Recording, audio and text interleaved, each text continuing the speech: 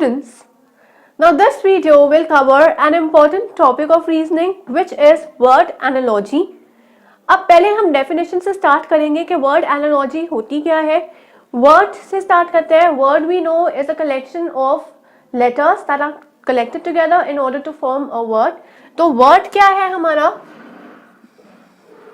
Collection of letters है. और फिर जब हम बात करते हैं एनालॉजी की, तो एनालॉजी का मतलब होता है कोरिस्पोंडेंस. या तो हम उसे कोरिस्पोंडेंस कह सकते हैं या हम उसे बोल सकते हैं कोरिस्पोंडिंग. और कोरिस्पोंडिंग का मतलब क्या होता है? उसके साथ में जो है या उससे रिलेट जो कर रहा है. तो यहाँ पर क्या है? वर्ड एनालॉजी मतलब वर्ड कोरिस्पोंडिंग टू वन अनदर. इसका मतलब होता है वर्ड एनालॉजी. इस वीडियो में हम स्पेसिफिकली पढ़ेंगे वर्ड एनालॉजी रिगार्डिंग एनिमल्स और things and the name of the place where they are kept. So this is a topic, word analogy regarding animals and their keeping places or regarding things and their keeping places.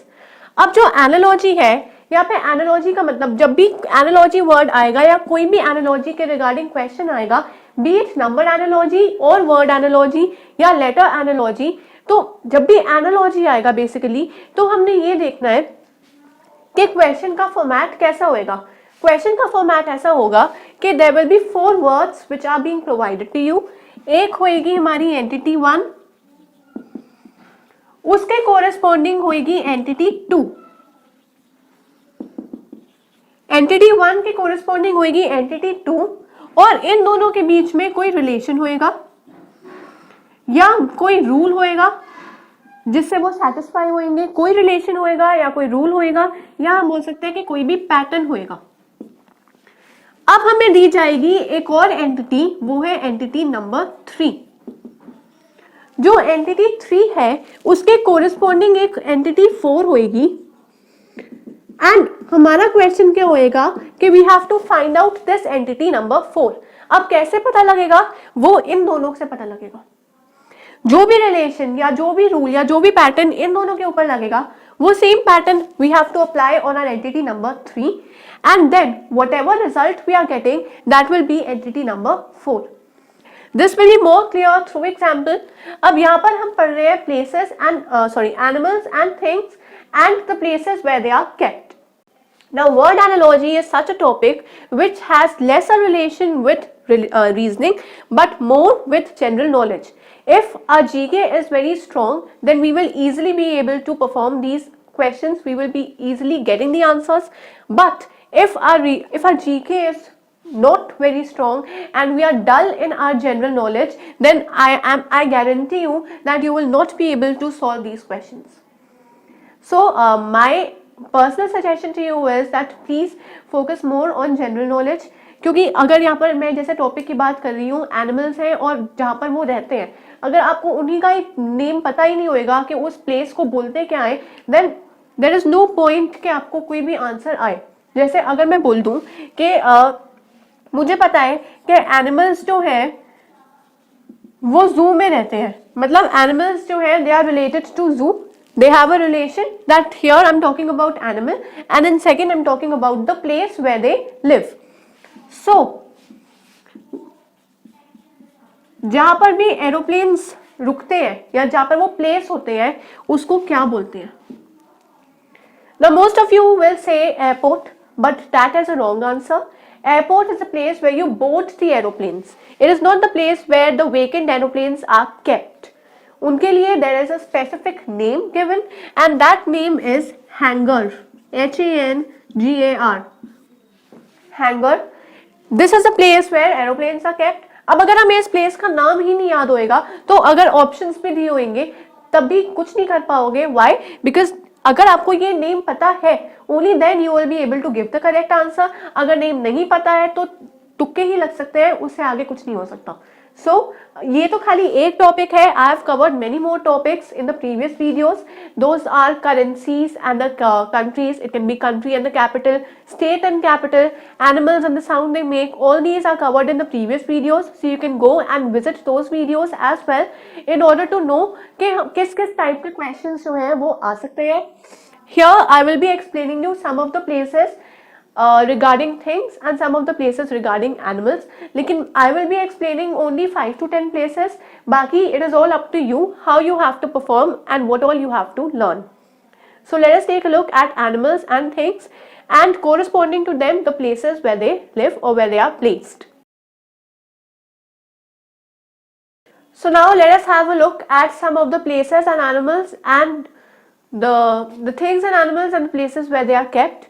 So my first column will be of things or the animals, and my second column will be the places where they are kept. Right? अब पहला let us talk about fishes. Fishes are kept in aquarium.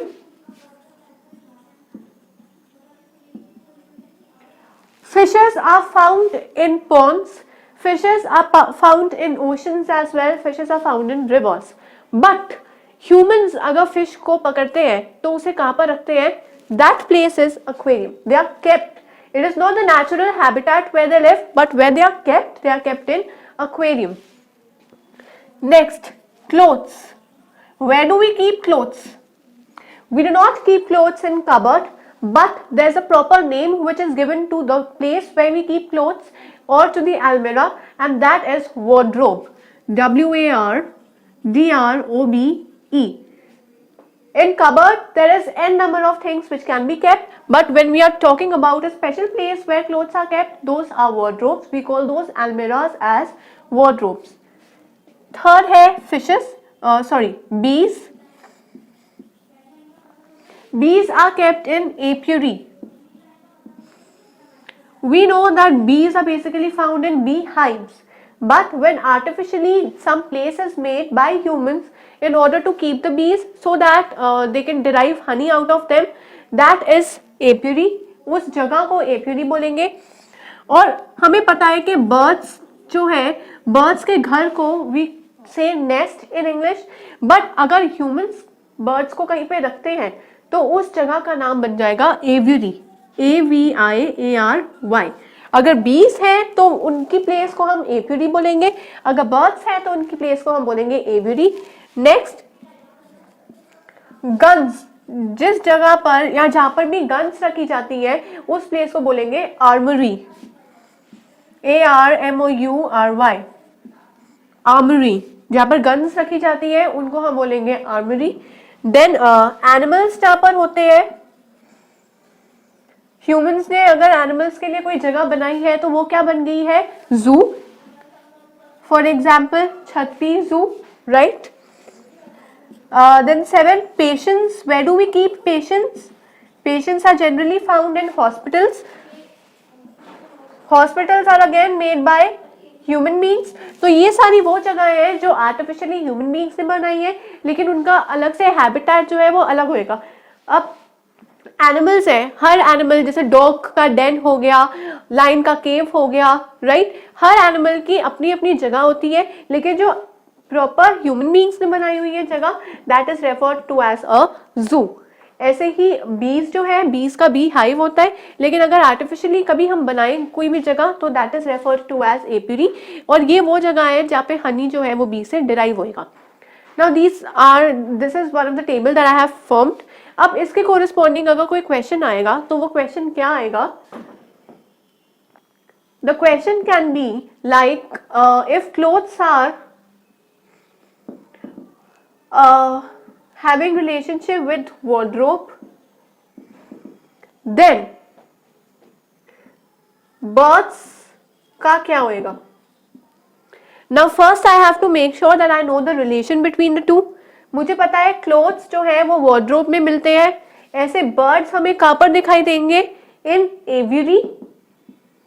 अभी पढ़ा है. birds जो है हमें कहाँ मिलेंगे? aviary में. So aviary will be my answer. ये है एक एग्जाम्पल हमारे वर्ड एनालॉजी का. इस वीडियो में हमने वर्ड एनालॉजी पढ़ी है विद रिस्पेक्ट टू एनिमल्स और things and the places where they live. ये इनका रिलेशन हो गया या ये इनका पैटर्न हो गया। There are many more which have been discussed in previous videos, so do visit those videos as well. And इन कॉन्सेप्ट्स की और ज़्यादा प्रैक्टिस करने के लिए या तैयारी करने के लिए I suggest you to register on our website abhyasonline.in। इस पोर्टल पे जब आप विजिट करोगे या रजिस्टर करोगे तो आपके पास क्वेश्चन पेपर्स आएंगे, वो प्रैक्टिस पेपर्स होंगे जिनकी वजह से आपको ज़्यादा प्रैक्टिस करने का चांस मिलेगा। And that we all know कि जितनी भी हम प्रैक्टिस करेंगे उतनी ही ज़्यादा हम एक्सेल कर पाएंगे अपने किसी भी टॉपिक के ऊपर।